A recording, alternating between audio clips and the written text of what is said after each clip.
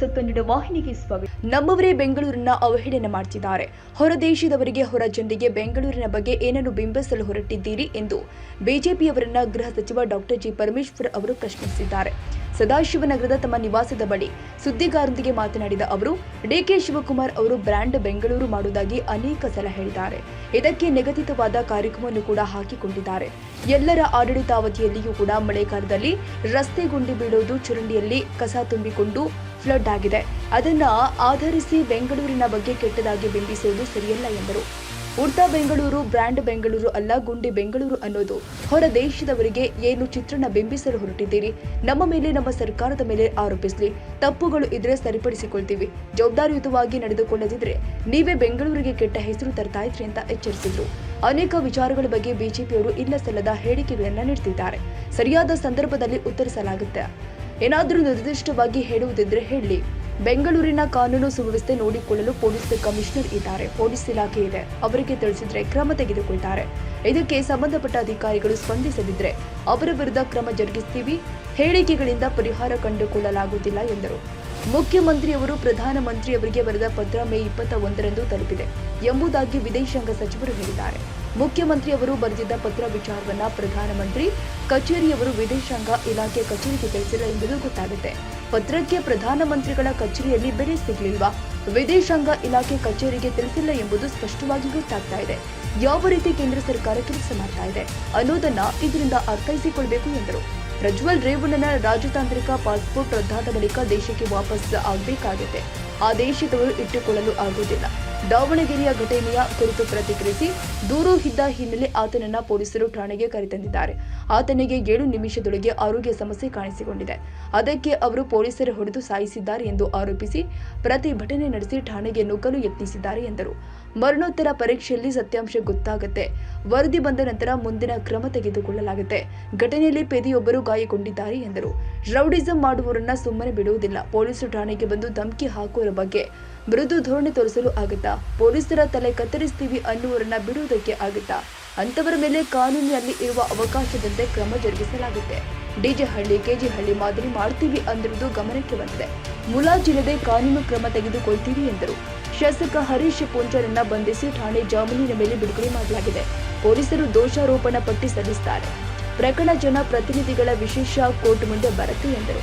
ವಿಧಾನ ಪರಿಷತ್ ಟಿಕೆಟ್ ವಿಚಾರವಾಗಿ ಮಾತನಾಡಿ, ಪಕ್ಷಕ್ಕೆ ದುಡಿದ ಅನೇಕ ಮುಖಂಡರು, ಕಾರ್ಯಕರ್ತರು ನನ್ನನ್ನು ಭೇಟಿಯಾಗಿ ಮನವರಿಕೆ ಮಾಡಿದ್ದಾರೆ.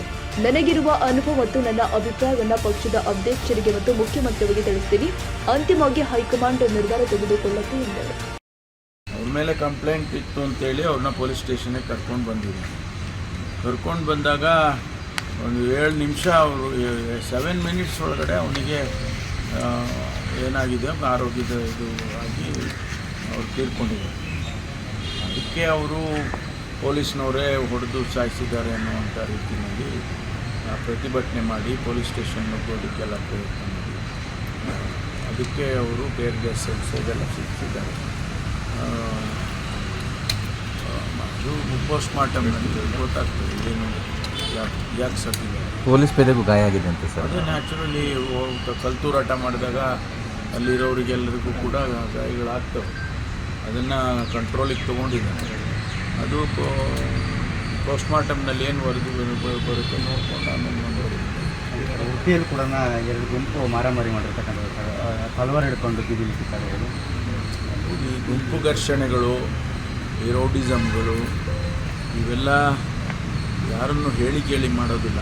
ಇದಕ್ಕಿದ್ದಾಗೆ ಅವರು ಮಾಡ್ತಾರೆ. ಅಂಥ ಸಂದರ್ಭದಲ್ಲಿ ನಾವು ಅದನ್ನು ಕಂಟ್ರೋಲ್ ಮಾಡೋದಕ್ಕೆ, ಅದನ್ನು ಹತ್ತಿಕ್ಕೋದಕ್ಕೆ ಏನು ಮಾಡಬೇಕೋ ಅದೆಲ್ಲ ಮಾಡ್ತೀವಿ.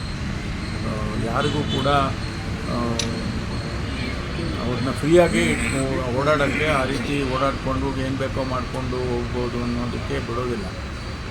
ರೌಡಿಸಮ್ ಮಾಡೋರಿಗಾಗಲಿ, ಯಾವ ಪೊಲೀಸ್ ಸ್ಟೇಷನ್ನಿಗೆ ಬಂದು ಧಮಕಿ ಹಾಕಿದ್ರು ಅಂಥವರಿಗೆ ಸಾಫ್ಟ್ ಕಾರ್ನರ್ ತೋರ್ಸೋಕ್ಕಾಗುತ್ತೆ. ಪೊಲೀಸ್ ಸ್ಟೇಷನ್ಗೆ ಬಂದು ಪೊಲೀಸ್ನವ್ರು ತಲೆ ಕತ್ತರಿಸ್ತೀವಿ ಅಂತ ಹೇಳೋರಿಗೆ ಬಿಡೋಕ್ಕಾಗತ್ತೆ ಹೇಳಿ ನೀವು? ಅದರಿಂದ ಪೊಲೀಸು ಕ್ರಮ ತೊಗೊಳ್ತದೆ. ಅಂಥವ್ರ ಮೇಲೆ ಕಾನೂನಲ್ಲಿ ಏನು ಅವಕಾಶ ಇದೆಯೋ ಅದನ್ನೆಲ್ಲ ಮಾಡ್ತಾರೆ. ಡಿಜೆಹಳ್ಳಿ ಮಾದರಿಯಲ್ಲಿ ಅವರು ಪ್ಲಾನ್ ಮಾಡಿದ್ರು ಅಂತ ನನಗೂ ಅದು ಕಿವಿಗೆ ಬಿತ್ತು. ಡಿ ಜೆ ಹಳ್ಳಿ, ಕೆ ಜಿ ಹಳ್ಳಿ ಮಾದರಿ ಮಾಡ್ತೀವಿ ಅಂತ ಅಂಥವರಿಗೆಲ್ಲ ಕಾನೂನಿನಲ್ಲಿ ಏನು ಕ್ರಮ ತಗೋಬೇಕು ಅದನ್ನ ತೊಗೊಳ್ತೀವಿ, ಮುಲಾಜಿಲ್ಲದೆ ತೊಗೋತೀವಿ. ಸರಿ, ಇಂಟೆಲಿಜೆನ್ಸ್ ಮಂಜು ಅವ್ರ ಕೇಸ್ ಏನಾಯ್ತು ಸರ್? ಅದೇ ಅವರಿಗೆ ಸ್ಟೇಷನ್ಗೆ ಕರ್ಕೊಂಡು ಬಂದು ಅವ್ರನ್ನ ಅರೆಸ್ಟ್ ಮಾಡಿ, ಅಂದರೆ ಸ್ಟೇಷನ್ ಅರೆಸ್ಟ್ ಮಾಡಿ ಅವ್ರನ್ನ ಬೇಲ್ ಕೊಟ್ಟಿದ್ದಾರೆ. ಅವ್ರಿಗೀಗ ಜನಪ್ರತಿನಿಧಿಗಳ ಇದರ ಮುಂದೆ ಬರುತ್ತೆ, ಕೋರ್ಟ್ ಮುಂದೆ ಬೆಳಗಾವಿಯಲ್ಲಿ ಚಾರ್ಜ್ ಶೀಟ್ ಹಾಕ್ತಾರೆ. ಅದು ಜನಪ್ರತಿನಿಧಿಗಳ ಕೋರ್ಟ್ ಮುಂದೆ ಬರುತ್ತೆ.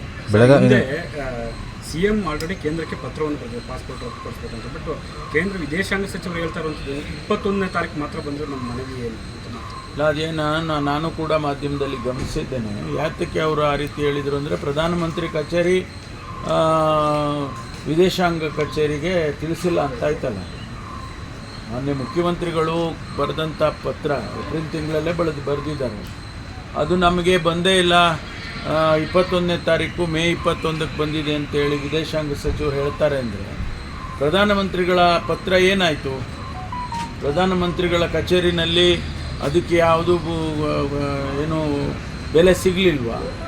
ಅಥವಾ ಅವರ ಕಚೇರಿಯಿಂದ ವಿದೇಶಾಂಗ ಸಚಿವಾಲಯಕ್ಕೆ ತಿಳಿಸಲಿಲ್ಲ? ಅಥವಾ ತಿಳಿಸಿದ್ದಿದ್ರೆ ಅವರು ಆ ರೀತಿ ಹೇಳ್ತಿರ್ಲಿಲ್ಲ. ತಿಳಿಸಿಲ್ಲ ಅಂತ ಈಗ ಸ್ಪಷ್ಟವಾಗುತ್ತೆ. ಅಂದರೆ ಯಾವ ರೀತಿ ಕೇಂದ್ರ ಸರ್ಕಾರ ಕೆಲಸ ಮಾಡ್ತಾ ಇದೆ ಅನ್ನೋದನ್ನು ಗಮನಿಸಬೇಕಾಗುತ್ತೆ. ಸರ್, ಈಗ ಪಾಸ್ಪೋರ್ಟ್ ರದ್ದು ಪ್ರಕ್ರಿಯೆ ಆರಂಭವಾಗಿದೆ. ಅನಿವಾರ್ಯವಾಗಿ ಈಗ ಪ್ರಜ್ವಲ್ ಅವರು ಬರಲೇಬೇಕಾದಂಥ ಸಂದರ್ಭ. ಹೌದು, ಈಗ ಅವರಿಗೆ ಪಾಸ್ಪೋರ್ಟನ್ನು ಅವರು ಡಿಪ್ಲೊಮ್ಯಾಟಿಕ್ ಪಾಸ್ಪೋರ್ಟನ್ನು ತೆಗೆದರೆ ಅವರು ಅನಿವಾರ್ಯವಾಗಿ ಬರಲೇಬೇಕಾಗ್ತದೆ. ಅವರಿಗೆ ಇಮ್ಯುನಿಟಿ ಇರೋದಿಲ್ಲ. ಅವರು ಆ ದೇಶದಿಂದ ಅವ್ರನ್ನ ಇಟ್ಕೊಳ್ಳೋಕ್ಕೂ ಆಗೋದಿಲ್ಲ ಆ ದೇಶದಲ್ಲಿ. ಅದರಿಂದ ಅವ್ರು ಬರಲೇಬೇಕಾಗುತ್ತೆ, ಬರ್ತಾರೆ. ಸರ್, ಇಷ್ಟೆಲ್ಲ ಗಲಾಟೆ ಆಗ್ತಿದೆ. ಬೆಳಗಾವಿನಲ್ಲೂ ಕೂಡ ಗಲ್ಲಿ ಕ್ರಿಕೆಟ್ ಗಲಾಟೆ, 2 ಗುಂಪುಗಳ ನಡುವೆ ಘರ್ಷಣೆ ಆಯಿತು. ಲ್ಯಾಂಡ್ ಆರ್ಡ್ರು ಸುಗಮವಾಗಿದೆ ಅಂತ ಅನಿಸುತ್ತೆ ಸರ್ ಇಷ್ಟೆಲ್ಲ ಗಲಾಟೆ? ಹೌದ್ರಿ, ಏನು ಈಗ ಯಾರಪ್ಪ ಈಗ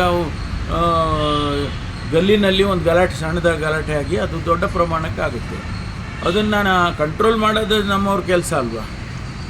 ಗಲಾಟೆಗೆ ಮುಂಚೆಗೇ ಅವರು ಕ್ರಿಕೆಟ್ ಆಡುವ ಗಲಾಟೆ ಆಗ್ತಾ ಇದ್ದೆ, ಗಲಾಟೆ ಮಾಡ್ಕೊತಾರೆ ಇವತ್ತು ಕ್ರಿಕೆಟ್ನಲ್ಲಿ ಅಂತ ಗೊತ್ತಾಗಿದ್ದರೆ ಅದು ಬೇರೆ ವಿಚಾರ.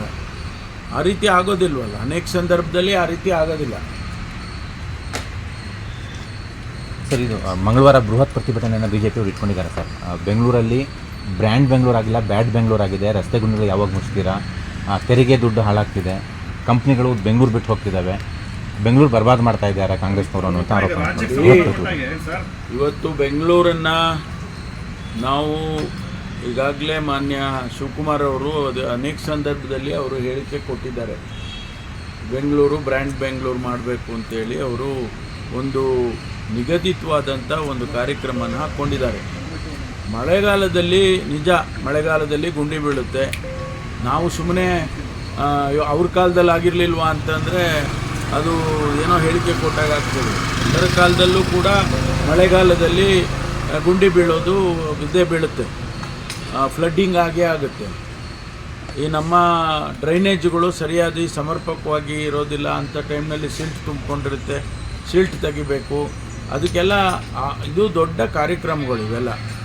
ಅದರಿಂದ ಬೆಂಗಳೂರನ್ನೇ ನಾವು ಬೇರೆ ರೀತಿಯಲ್ಲಿ ಇವರೇ ಮಾಡೋಕ್ಕೆ ಹೋದರೆ, ನಮ್ಮವರೇ ಬೆಂಗಳೂರನ್ನು ಅವಹೇಳನಕಾರಿಯಾಗಿ ಮಾತನಾಡೋಕ್ಕೆ ಹೋದರೆ, ಉಡ್ತಾ ಬೆಂಗಳೂರು ಅಂತ ಹೇಳೋದು, ಬ್ರ್ಯಾಂಡ್ ಬೆಂಗಳೂರು ಇಲ್ಲ, ಅದು ಗುಂಡಿ ಬೆಂಗಳೂರು ಅನ್ನೋದು, ಇದನ್ನು ಏನು ಚಿತ್ರಣ ನಾವು ಬಿಂಬಿಸ್ತಾ ಇದ್ದೀರಿ ನೀವು ಹೊರದೇಶದವರಿಗೆ ಅಥವಾ ಹೊರಗಿನ ಜನಕ್ಕೆ ಹೇಳಿ ನೋಡೋಣ. ನಮ್ಮ ಮೇಲೆ ಬ್ಲೇಮ್ ಮಾಡಲಿ, ನಮ್ಮ ಸರ್ಕಾರದ ಮೇಲೆ ಬ್ಲೇಮ್ ಮಾಡಲಿ, ನಾವು ಅದನ್ನು ಸಹಿಸ್ಕೊಳ್ತೀವಿ ಮತ್ತು ಸರಿ ಮಾಡ್ತೀವಿ. ಏನಾದರೂ ಇದ್ದರೆ ಸರಿ ಮಾಡ್ತೀವಿ. ಹೊರಗಿನ ಜನಕ್ಕೆ ನೀವು ಬೆಂಗಳೂರನ್ನು ಯಾವ ರೀತಿ ಚಿತ್ರಣ ಕೊಡ್ತಾ ಇದ್ದೀರಿ, ಅದನ್ನು ನೀವು ಸ್ವಲ್ಪನಾದರೂ ಜವಾಬ್ದಾರಿಯುತವಾಗಿ ನೀವು ನಡ್ಕೊಳ್ದೇ ಇದ್ದರೆ ನೀವೇ ಬೆಂಗಳೂರಿಗೆ ಕೆಟ್ಟ ಹೆಸರನ್ನು ತರ್ತಾ ಇದ್ದೀರಿ ಅಂತೇಳಿ ಹೇಳಬೇಕಾಗುತ್ತೆ. ಗೂಗಲ್ ಅವರ ಸ್ಮಾರ್ಟ್ಫೋನು ಮತ್ತು ಡ್ರೋನ್ಗೆ ಸಂಬಂಧಪಟ್ಟಂತೆ ಏನಿದೆ ಅದು ತಮಿಳುನಾಡಿಗೆ ಹೋಗಿರೋದ್ರಿಂದ ಇನ್ವೆಸ್ಟ್ಮೆಂಟ್ ಕರ್ನಾಟಕದಲ್ಲಿ ಸೆಳೆಯೋದ್ರಲ್ಲಿ ವಿಫಲ ಆಗಿದ್ದಾರೆ ಅಂತ ಹೇಳ್ಬಿಟ್ಟು ವಿಜೇಂದ್ರ ಅವರು ನೋಡಿ, ಅನೇಕ ವಿಚಾರಗಳಲ್ಲಿ ಅವರು ಇಲ್ಲ ಸಲ್ಲದ ಹೇಳಿಕೆಗಳನ್ನು ಕೊಡ್ತಾರೆ, ಆಯಿತಾ? ಅದರಿಂದ ಅದಕ್ಕೆ ನಾವು ಸರಿಯಾದ ಸಂದರ್ಭದಲ್ಲಿ ಉತ್ತರ ಕೊಡ್ತೇವೆ. ಏನಾದರೂ ಸ್ಪೆಸಿಫಿಕ್ ಆಗಿದ್ದರೆ ಹೇಳಿ. ಕಮಿಷನರ್ ಇದ್ದಾರೆ ಬೆಂಗಳೂರನ್ನ ಈಗ ಕಾನೂನು ವ್ಯವಸ್ಥೆಯನ್ನು ನೋಡ್ಕೊಳ್ತಕ್ಕಂಥದ್ದಕ್ಕೆ ಇಡೀ ಪೊಲೀಸ್ ಇಲಾಖೆ ಇದೆ. ಯಾವುದಾದ್ರೂ ಅಂಥದ್ದು ಸ್ಪೆಸಿಫಿಕ್ ಆಗಿ ಇವರಿಗಿದ್ರೆ ಅವ್ರಿಗೆ ತಿಳಿಸ್ಲಿ, ಕ್ರಮ ತಗೊಳ್ತಾರೆ. ಇಲ್ಲ ಅಂತಂದರೆ ಅವ್ರ ಮೇಲೆ ನಾವು ಕ್ರಮ ತಗೊಳ್ತೀವಿ. ಪೊಲೀಸ್ ಇಲಾಖೆ ಮೇಲೆ ಯಾರು ಆ ವ್ಯಕ್ತಿಗಳು ಕಮಿಷನರ್ ಆಗಲಿ ಅಥವಾ DCPಗಳಾಗಲಿ ಅಥವಾ ಯಾರೇ ಆ ಲಿಮಿಟ್ಸಲ್ಲಿ ಯಾರು ಪೊಲೀಸ್ ಇಲಾಖೆ ಅಧಿಕಾರಿಗಳಿರ್ತಾರೆ ಅವ್ರು ಸ್ಪಂದಿಸಲಿಲ್ಲ ಅಂದರೆ ಕ್ರಮ ತಗೊಳ್ತೀವಿ. ಸರ್ ಪರಿಶೀಲನೆಯಿಂದ ಸೊಲ್ಯೂಷನ್ ಸಿಗುತ್ತೆ ಅನ್ನೋದು ಸರಿ ಇಲ್ಲ. ಸರ್ ಬಿಜೆಪಿಯವರು ಕೂಡ ನೀವು ಕೇಂದ್ರ ಸರ್ಕಾರದ ವಿರುದ್ಧ ನಮ್ಮ ತೆರಿಗೆ ನಮ್ಮ ಹಕ್ಕಂತ ಹೋರಾಟ ಮಾಡಿದ್ದೀರಿ, ಅದೇ ಥರ ಈಗ ರಾಜ್ಯ ಸರ್ಕಾರದ ವಿರುದ್ಧ ಬಿಜೆಪಿಯವರು ಪ್ರೊಟೆಸ್ಟ್ ಮಾಡ್ತಾರೆ. ನಮ್ಮ ತೆರಿಗೆ ನಮ್ಮ ಪ್ರತಿಭಟನೆ ಮಾಡೋದು ಅವರ ಹಕ್ಕು. ಪ್ರತಿಭಟನೆ ಮಾಡೋದಿದೆಯಲ್ಲ ಅದು ಅವರ ಹಕ್ಕು. ನಾವು ನಮ್ಮ ಹಕ್ಕು ಅಂತ ನಾವು ಹೇಳಿಲ್ವಾ? ಹಾಗೆ ಅವ್ರ ಹಕ್ಕು ಮಾಡಲಿ. ಸರ್ ನಿಮ್ಮ ಪ್ರತಿಭಟನೆ ಕಾಪಿ ಮಾಡ್ತಾ ಇದ್ದಾರೆ. ಅದು ಯಾರಿಗೆ ಕಾಪಿ ಮಾಡ್ತಾರೋ ಗೊತ್ತಿಲ್ಲ, ಆದರೆ ಪ್ರತಿಭಟನೆ ಮಾಡೋದು ಅವರ ಹಕ್ಕಿದೆ, ಮಾಡಲಿ. ನಾವು ಯಾವುದನ್ನು ಸರಿ ಮಾಡಬೇಕು ಅಂತ ಹೇಳಿ ಇರ್ತದೆ, ಅದಕ್ಕೆ ಖಂಡಿತವಾಗಿ ಅದಕ್ಕೆ ಸ್ಪಂದಿಸ್ತೇವೆ. ಸರ್ ಪರಿಷತ್ನ ನಿಮಗೆ ಬಲಾಬಲದಲ್ಲಿ 7 ಸ್ಥಾನಗಳಿವೆ, 70ಕ್ಕೂ ಹೆಚ್ಚು ಆಕಾಂಕ್ಷಿಗಳಿದ್ದಾರೆ. ನಿಮಗೆ ಅಷ್ಟು ಸುಲಭ ಇದೆ ಇದನ್ನು ಹಂಚುವಂಥದ್ದು? ಸುಲಭ ಇದೆ ಅಂತ ಯಾರು ಹೇಳಿದ್ವಿ? ನಾವೆಲ್ಲೂ ಹೇಳೇ ಇಲ್ಲ ಸುಲಭ ಆಗಿದೆ ಅಂತ. 70 ಜನ ಅರ್ಜಿಗಳನ್ನ ಸ್ಕ್ರೀನ್ ಮಾಡೋದಕ್ಕೆ ಅದಕ್ಕೆ ಮಾನದಂಡಗಳನ್ನು ಮಾಡ್ಕೊಳ್ತಾರೆ. ನಮ್ಮ ಹೈಕಮಾಂಡ್ನವರು ಕೆಲವು ಮಾನದಂಡಗಳನ್ನು ತಿಳಿಸ್ತಾರೆ. ಆ ಚೌಕಟ್ಟಿನಲ್ಲಿ ಆಯ್ಕೆಯನ್ನು ಮಾಡ್ತಾರೆ ಅವರು. ನೀವು ಯಾರಿಗಾದ್ರೂ ಶಿಫಾರಸು ಮಾಡಿದ್ರಾ ಸರ್? ಅದೆಲ್ಲ ನಿಮ್ಗೆ ಹೇಳೋಕ್ಕಾಗುತ್ತಾ? MLA ಎಲೆಕ್ಷನ್ ಅಲ್ಲಪ್ಪ, ನಾನು ನಿಮಗೆ ಹೇಳ್ಬಿಟ್ಟು ನಾನು ಇಂಥವ್ರಿಗೆ ಶಿಫಾರಸು ಮಾಡಿದ್ದೀನಿ ಅಂದರೆ ಇಟ್ಟಿದ್ರಾ ಈ ಥರದ್ದು? ಭಾಳ ಜನ ಬಂದಿದ್ದಾರೆ, ನಾವು ಕೆಲಸ ಮಾಡಿದ್ದೀವಿ, ನಮ್ಗೆ ಅವಕಾಶ ಮಾಡಿಕೊಡಿ ಅಂಥೇಳಿ ಕೇಳಿದ್ದಾರೆ, ನನ್ನನ್ನು ಕೇಳಿದ್ದಾರೆ. ಭಾಳ ಜನ ನಮ್ಮ ಕಾರ್ಯಕರ್ತರು ಪಕ್ಷಕ್ಕೆ ದುಡ್ದಂಥವ್ರು ಹಿರಿಯರಿದ್ದಾರೆ, ದುಡ್ದಿರೋರಿದ್ದಾರೆ. ಅದನ್ನು ನಾನು ಕೂಡ, ನನಗೂ ಅಧ್ಯಕ್ಷನಾಗಿ 8 ವರ್ಷ ಈ ಎಕ್ಸರ್ಸೈಸ್ ನಾನು ಮಾಡಿದ್ದೇನಲ್ಲ, ಸೊ ನನಗೂ ಒಂದಿಷ್ಟು ಅನುಭವ ಇದೆ. ಅದನ್ನು ಅಧ್ಯಕ್ಷರಿಗೆ ಮತ್ತು ನಮ್ಮ ಮುಖ್ಯಮಂತ್ರಿಗಳಿಗೆ ತಿಳಿಸ್ತೇನೆ. ಅದು ಅಂತಿಮವಾಗಿ ಆಯ್ಕೆ ಮಾಡೋದು ಡೆಲ್ಲಿಯಲ್ಲಿ ನಮ್ಮ ವರಿಷ್ಠರು ಮಾಡ್ತಾರೆ. ಗೊತ್ತಿಲ್ಲ ಸರ್. ಇದು ಸರ್ KPCC ಅಧ್ಯಕ್ಷರು ಬದಲಾವಣೆ ವಿಚಾರದಲ್ಲಿ ಸರ್, ಈಗ CM DK ಶಿವಕುಮಾರ್ ಅವರು ಪದತ್ಯಾಗ ಮಾಡ್ತೀನಿ ನಾನು ಅಂತ ಒಂದು ಮಾತನ್ನು ಹೇಳ್ತಾರೆ, ಚರ್ಚೆ ನಡೀತಿದೆ ಸರ್ ಈಗ. ಅಲ್ಲ, ನೀವು ಕೂಡ 8 ವರ್ಷ ನನಗೆ ಗೊತ್ತಿಲ್ಲ ಅದು ಯಾವ ಥರ ಅದೇನು ನಡೀತಾ ಇದೆ ಅನ್ನೋದು ಗೊತ್ತಿಲ್ಲ. ಆ ವಿಷಯದಲ್ಲಿ ನನಗೆ ಗೊತ್ತಿಲ್ಲ. Thank you. SIT helpline number